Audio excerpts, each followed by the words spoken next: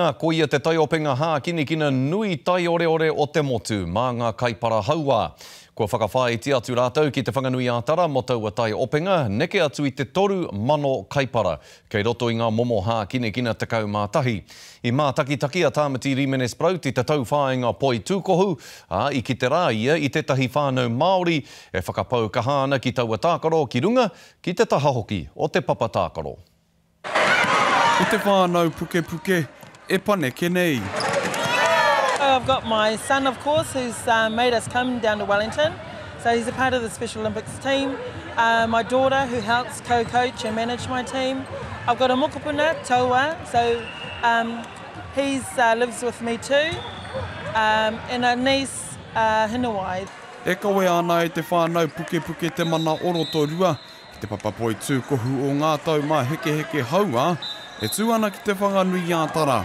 He kaupapa e whakakotahi ana i ngā kaipara haua o te motu, o te ao anō hoki.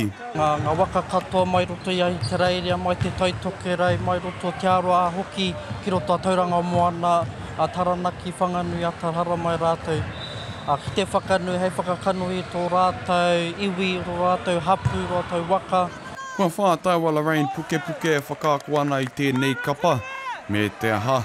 Kua tipu tōna anō pāhara kike. The non-whānau members are part of me now too, so we take them home for kai.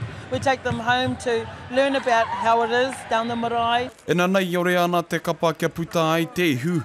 Heo e mātua mōhio ana he nui ake tēnei kaupapa i te whakatae noa. Koutou ki te noa, koutou te kaina haramai ki te whakauru, haramai ki te aki o koutou tamariki o mokopuna.